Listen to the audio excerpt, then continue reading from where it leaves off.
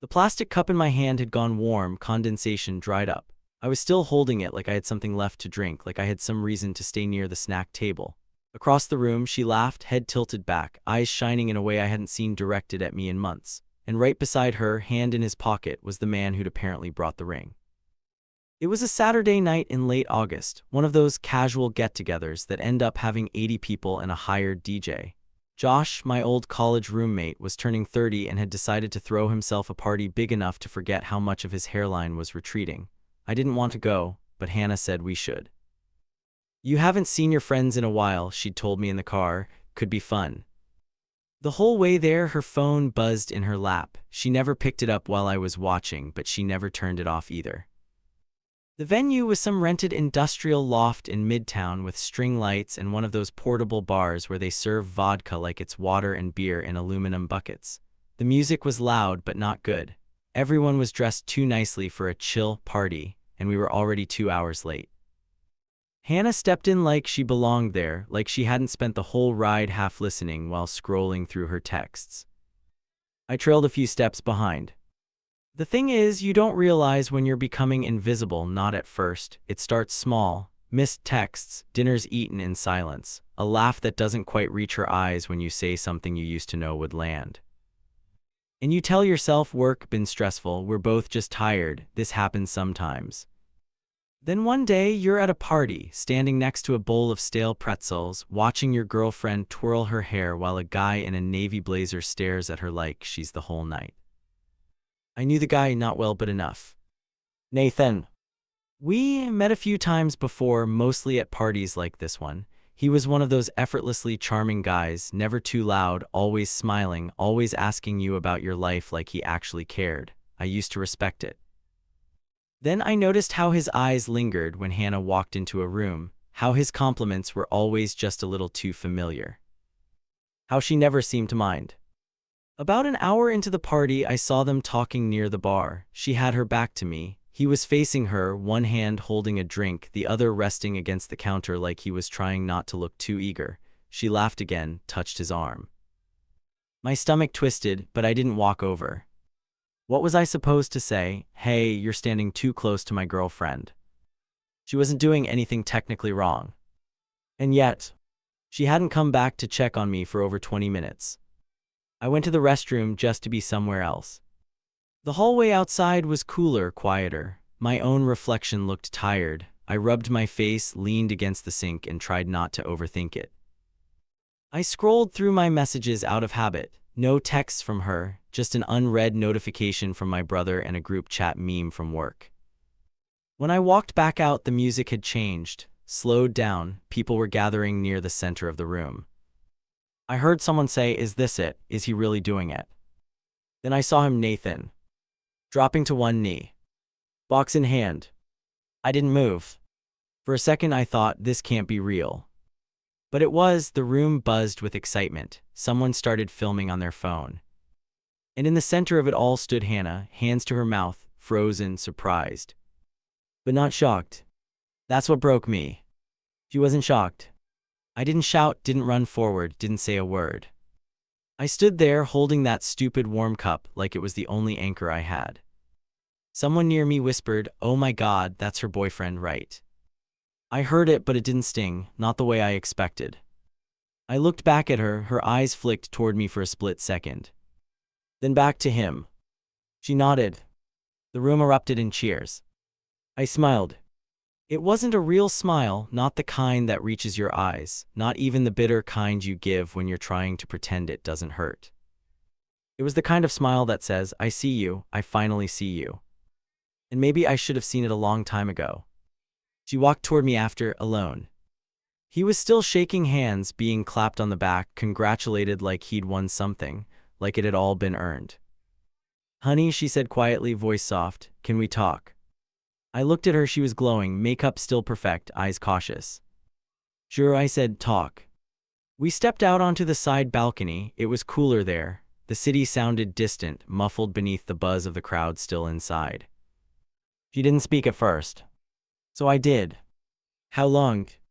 Her eyes darted away. "It wasn't like that." I chuckled. "You're engaged to him now. It's exactly like that."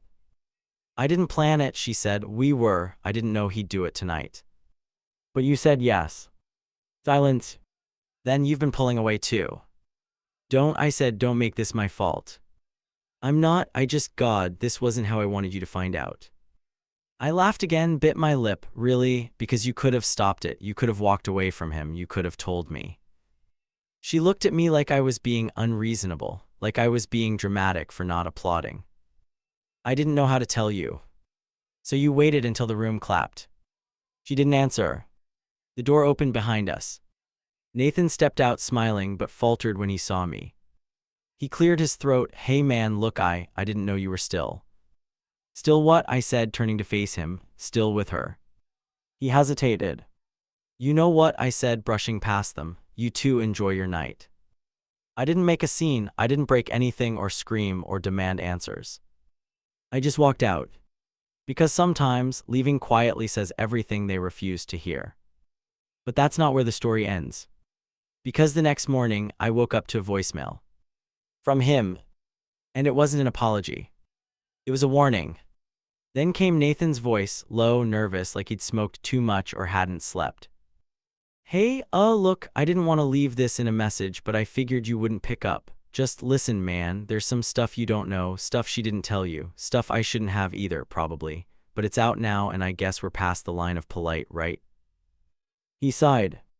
Just be careful, okay, with what you do next, with who you talk to. Some of this isn't gonna look how you think it does, and I'm not saying that for me, I'm saying it for you. Click. That was it. No details, no apology, no explanation. Just a half-cryptic warning like we were in some kind of movie, like this whole thing wasn't already absurd enough. I replayed the message twice. Not because I didn't get it the first time, but because I couldn't decide how to feel. Angry. Confused.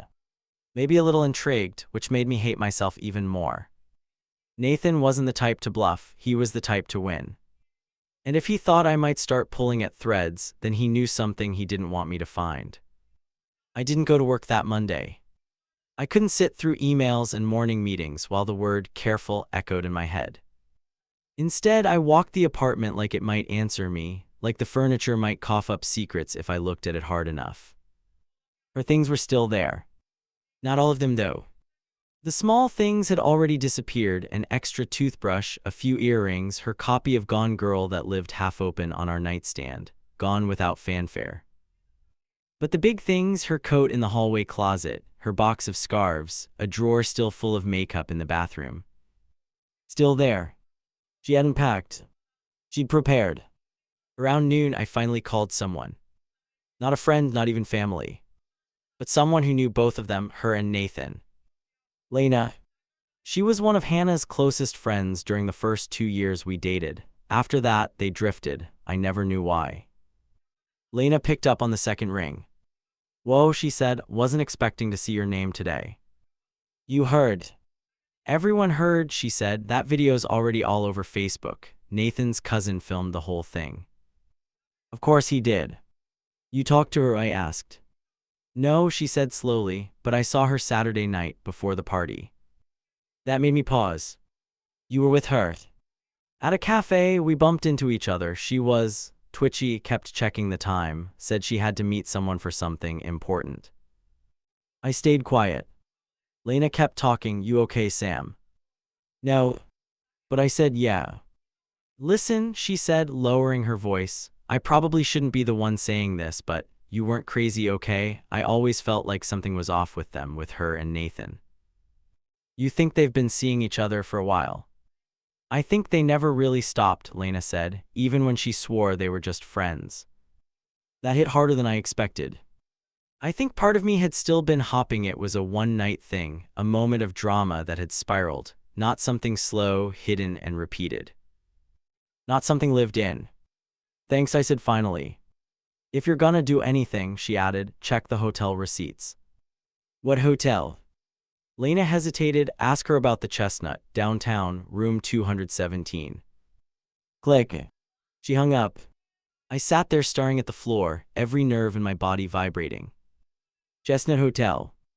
Room 217. I opened my laptop and started digging. It took some work, some guessing on password variations. Hannah wasn't careless, but she wasn't paranoid either. I finally got into one of her old email accounts, the one she said she barely used anymore. Found it. An email confirmation 4 weeks ago, one night stay, check-in Friday, check-out Saturday, guest Hannah Martin. I didn't recognize the credit card number, but I recognized the guest name and the time frame. It was the same weekend she told me she was staying late at a friend's bridal shower out of town. She even texted me a blurry picture of some floral decorations to prove it. I slammed the laptop shut. So that was it. It wasn't just an ambush proposal. It was a build-up, a steady climb, a plan. And I'd been a footnote, a placeholder, someone too polite to notice he was being phased out. I should have walked away and left it all to rot. But Nathan's voicemail wasn't just a warning. It was a dare. Tuesday morning, I went to the Chestnut. Not to confront her, not yet. I wanted confirmation from someone who didn't owe her anything. The woman at the front desk looked up with a customer service smile. Hi, I was wondering if I could ask about a guest stay from a few weeks ago. Are you the guest? No, I said, I'm trying to get in touch with someone who was. Hannah Martin, room 217, checked in on the 28th. I'm sorry, she said, smile tightening. We don't give out guest info. Right, I said, of course. I turned to leave, then paused. I pulled out my phone and opened a picture of Hannah and me, a vacation photo from 2 years ago. She's leaning into me, both of us in swimsuits on a lakeside dock. I turned it toward her. That's her, I said quietly. She's my fiancée, or she was. I just need to know if she was here alone. The woman's expression softened just enough. She leaned forward and whispered, she was. Did you see who she was with? She shook her head. I wasn't on shift that night, but people talk. One of the housekeeping girls mentioned someone with her, tall, dark hair, expensive taste, the kind who tips before he even gets his key. Nathan. I appreciate it, I said. As I turned to go, she added, you didn't hear that from me. I nodded. That night, Hannah came to the apartment. Not to pack. To talk. Sam, she said softly as I opened the door, can we not fight? Sure, I said, let's not fight. She stepped inside slowly like she was checking for traps. She wore a thin black coat and that necklace I'd bought her last Christmas, the one she used to say made her feel elegant. Now it just looked like part of a costume. I didn't want it to go like this, she started. Yeah, I said, you keep saying that. She sighed. I don't hate you, Hannah, I said. I just want you to tell me the truth, not the story, the truth. I don't know what you mean. I held up my phone, opened her hotel receipt. Her face dropped. Who were you with? I asked. I told you it wasn't like that. Room 217, Friday the 28th, same weekend you were sending me fake pictures of a bridal shower. Her eyes welled, maybe out of guilt, maybe just because she got caught. Why, Hannah? She didn't answer. So I asked something else. Why did Nathan warn me? Her head snapped up. What? He left me a voicemail, said I should be careful, said there's stuff I don't know. She looked genuinely surprised. Nathan called you? Yeah. He shouldn't have done that. That's your takeaway? I asked. Not that you lied, not that you cheated, but that Nathan broke the script. She sat down on the couch, hands shaking. I didn't plan this. You keep saying that, but planning doesn't always mean scheduling. Sometimes it just means making enough small choices to make something inevitable. She started to cry. I didn't stop her. Because something told me the tears weren't about losing me. They were about losing control. She didn't sleep there that night. She left around midnight after failing to explain anything, after begging me not to go looking for trouble. That was when I knew. There was still something she was hiding. And I wasn't done yet. It's strange how your body can move before your brain catches up. That's how I ended up outside Nathan's office building 3 days later. No real plan, no script, just a quiet weight behind my ribs that kept saying you're owed something. Not revenge. Not even answers, really.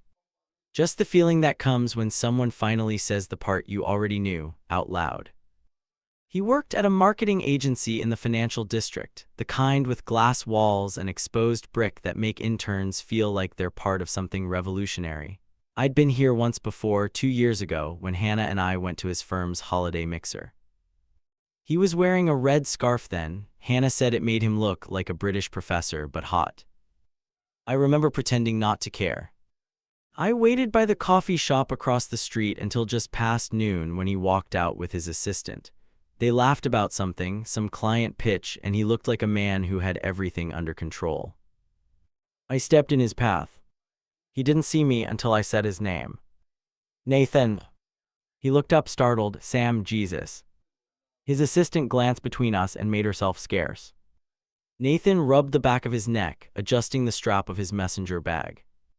I figured you might show up, he muttered. Didn't expect it here. You left a message. Yeah, he said. I did. Then talk. He hesitated. Not here. We ended up 2 blocks away at a quiet pub with vinyl booths and greasy menus. He ordered black coffee. I didn't order anything. Nathan leaned forward. Look, man, I'm not here to defend what happened. I crossed a line, so did she, and I get it, you probably want to knock my teeth in. I didn't answer. He sipped his coffee.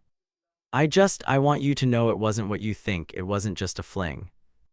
Oh good, I said, so it was a slow betrayal, that makes it better. He winced. We reconnected after that charity gala last year, you remember, the one she dragged you to.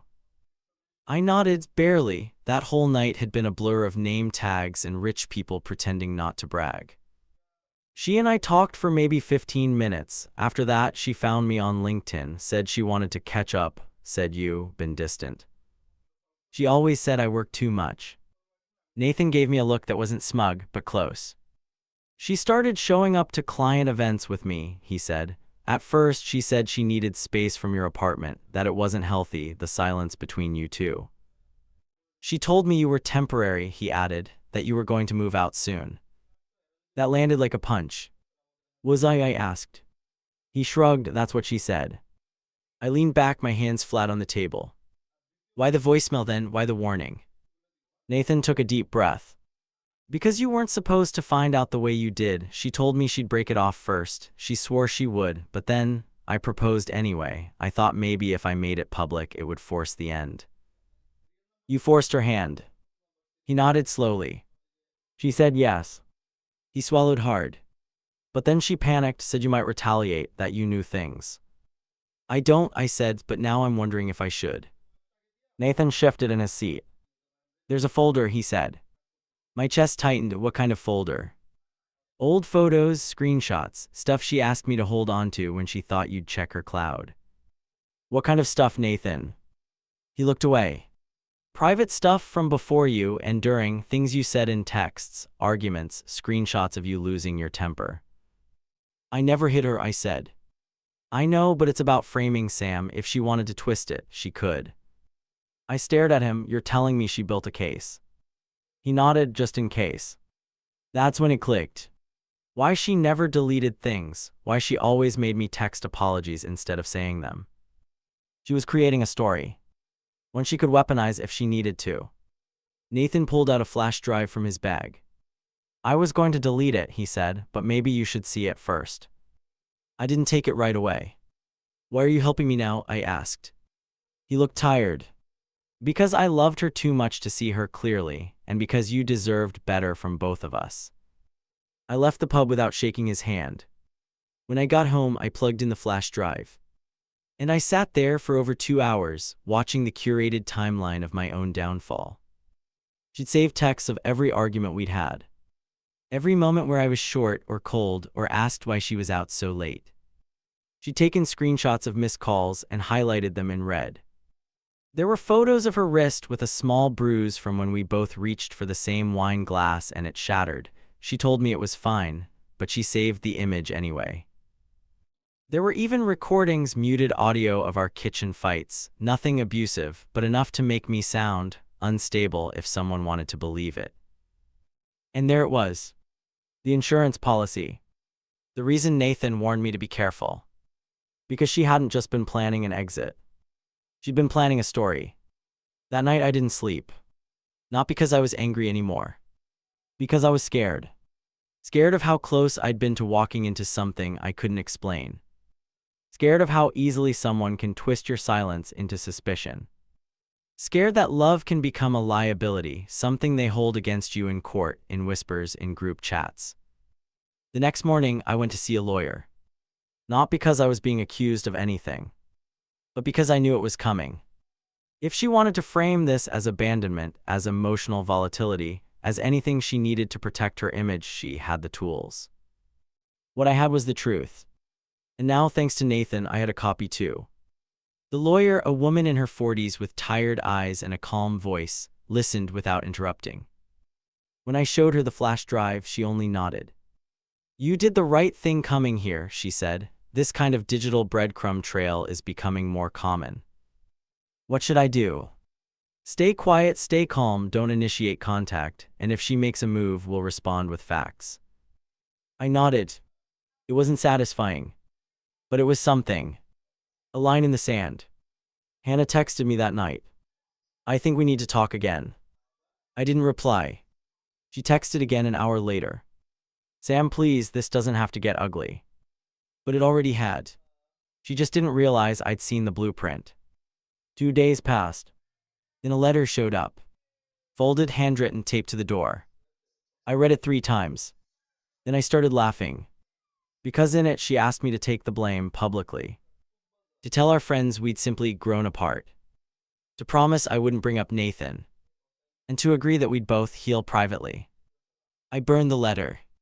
Because sometimes silence is stronger than any line you can write. But I wasn't done. Not yet. There was still one more person who needed to know. One person she'd lied to even more than me. Her father. Retired Air Force, 3 decades of tight corners and tighter expectations. The kind of man who wore a watch even to mow the lawn. Quiet, upright, rigid, but not unkind. He didn't say much, but when he did, you listened. He was never the warmest person in the room, but when I was dating Hannah, he treated me with the kind of stern respect that said, "You haven't proven yourself yet, but you might." Hannah once told me he cried when her mom left, not in front of her, not in front of anyone, just once in the garage with the lights off. I never forgot that. I hadn't spoken to him in nearly a year, last Thanksgiving to be exact. He called to say he liked the green bean casserole I brought, said it reminded him of his mom's. That's the kind of memory that sticks to your ribs when everything else is falling apart. So when I decided to tell someone the truth, not out of vengeance, but for the sake of clarity, I knew it had to be him. Not my parents, not hers. Just Doug. He still lived in the same brick house in Arlington. Front porch always swept, flag always flying, doorbell that buzzed like it belonged in 1984. I rang it. Took a deep breath. He opened the door 5 seconds later, like he'd been standing behind it. "Sam." His voice was even. "Mr. Martin. You look like hell." I nodded, "That's fair." He opened the screen door. "Come in." We sat in the kitchen. It smelled like coffee and lemon-scented floor cleaner. The fan above the stove clicked softly, rotating with the rhythm of someone who never quite trusted silence. He didn't ask if I wanted anything. Didn't need to. So he said, "You're here." I nodded. He waited. I cleared my throat. "You heard." I saw. He tapped his phone on the table. Didn't expect to find out like that. Neither did I. Silence. Then he said, "She told me not to talk to you." That hit harder than I expected. Because she knew I would, he added. I looked down at my hands. "I'm not here to smear her." Doug raised an eyebrow. But I think you deserve to know what she's been doing." I told him everything. Not in anger, not for pity. Just the truth. I laid out the timeline, the receipts, the emails, the flash drive. I showed him copies because I had them now. My lawyer said I was legally safe to share as long as it didn't go public. I watched his face for any flicker of disbelief, of blame, of paternal defense. But there was none. Only stillness. The kind that means someone is taking every word like a nail and hammering it into a coffin they didn't ask to build. "She told me it just happened," he said finally. "She said you drifted apart, that you were angry all the time." I nodded. "She's been building that version of me for a while." He leaned back, folded his arms. She said she'd been unhappy for years. I believe that, I said, but unhappy doesn't mean innocent. He looked at me. She had Nathan call me last week. I blinked. What? Said I needed to accept it, that she'd found someone stable, that she wasn't a child anymore. I swallowed hard. Doug exhaled slowly through his nose. Stable, he repeated. She used that word like it meant something. I didn't speak. Then he added, you know, I used to cheat on her mother, right? That took me by surprise. I shook my head. No. I never told her she was young, but I did, briefly, stupidly. He stared at the kitchen window like it could rewind time. She found out a year before the divorce, told me she forgave me, but the next year she left anyway. I stayed silent. Doug looked down at his hands. I always wondered if Hannah carried that with her, he said, like a blueprint. That made my stomach twist. Do you think she's doing this to get even with you? Doug shook his head. I think she's doing what she thinks will keep her from getting hurt, even if she's the one doing the hurting. He looked at me then. What are you going to do? I answered honestly. I'm not going to retaliate, but I'm not going to lie either. Doug nodded. Good. He stood up. I followed. He walked to the hallway, then came back with a small cardboard box. He handed it to me. Inside was a photo of me and Hannah from our first Christmas at his place. A watch she gave me that I never wore, and a folded note I recognized, something I wrote to her 2 years ago when she lost her job and I told her we'd figure it out. I blinked hard. I thought she might throw this stuff out, he said. I figured you should have it instead. Thanks, I whispered. He walked me to the door. Sam. Yeah. She's not beyond saving, but you don't have to be the one to do it.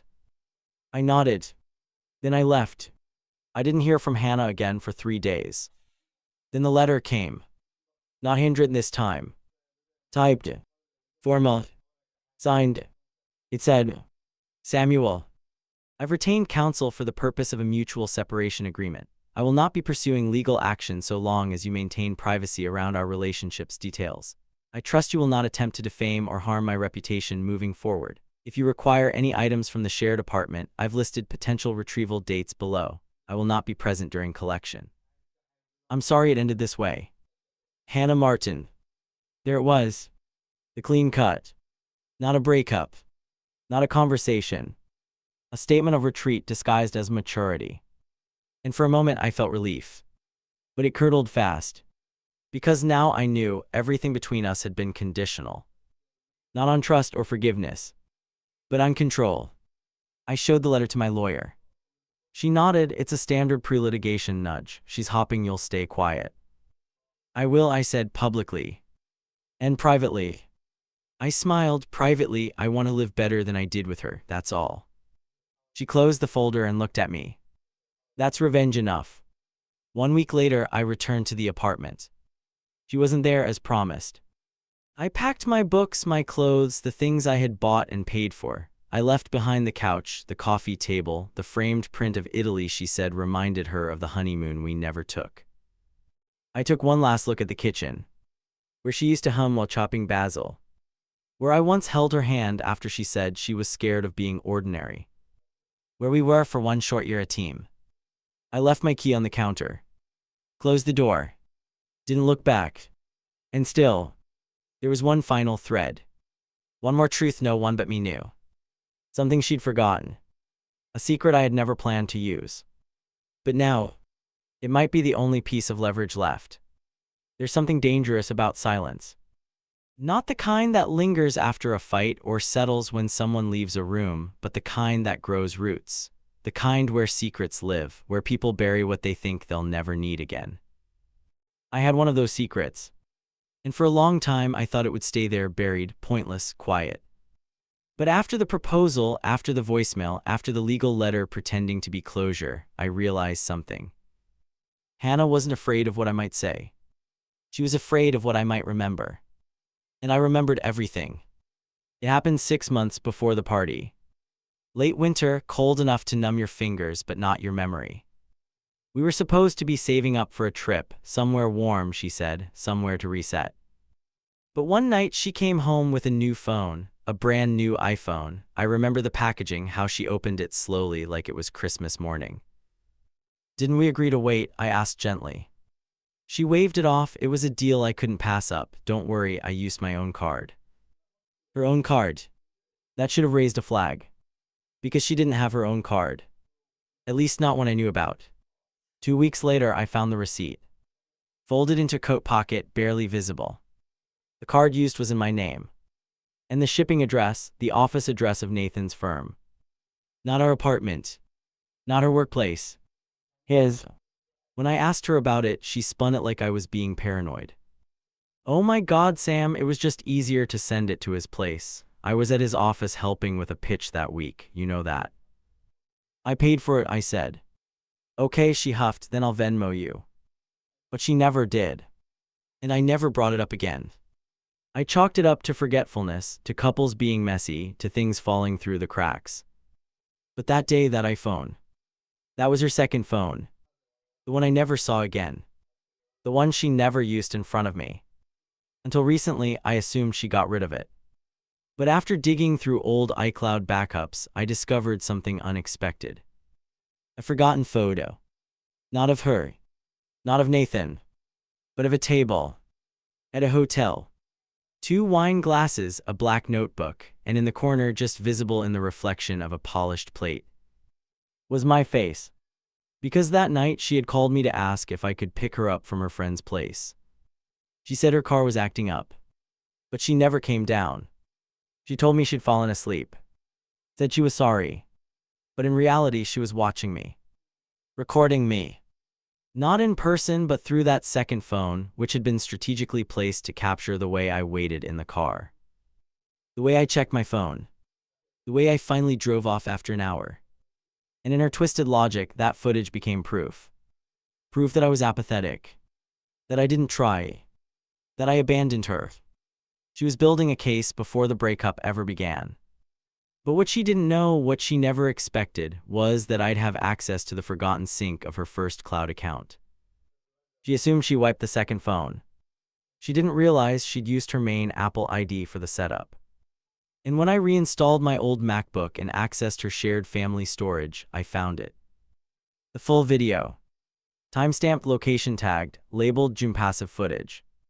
That was the moment it stopped being a heartbreak story. And started being a war story. One I didn't start, but one I refused to lose. I sat on that video for weeks. Not to use it maliciously, but to keep it safe. Until the day Hannah's lawyer sent another letter. This one wasn't polite. It accused me of defamation. Of violating mutual agreements of privacy. It cited conversations I'd had with Lena, with Doug, even with Nathan as breaches. The letter warned me to cease all further communication with known associates of Hannah's. And at the bottom, a threat. Failure to comply may result in reputational and financial consequences. That was the trigger. That was the moment I decided to use the one card I had never played. I forwarded the footage to my lawyer. Along with a detailed timeline, copies of receipts, synced cloud records, metadata showing it had been recorded and uploaded before the engagement. She didn't even blink. "This is insurance," she said. "No judge will take her claim seriously if this gets out." "I don't want to ruin her," I said. She nodded, "Then let her know you could. That'll be enough." We drafted a response. 3 lines. "We are in possession of evidence suggesting premeditated emotional manipulation, surveillance, and bad faith legal maneuvering. We have not initiated public exposure, but are fully prepared to respond to any continued legal pressure. Further contact through legal channels will constitute harassment." Then we waited. 3 days later, Hannah emailed me directly. No legal CCs, no threats. Just one line. "You win." But this was never about winning. Not really. It was about seeing someone for who they truly were and finally walking away without guilt. No more second guessing. No more rewriting history to make myself the villain.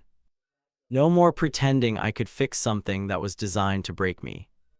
A week after that, I got a text from Lena.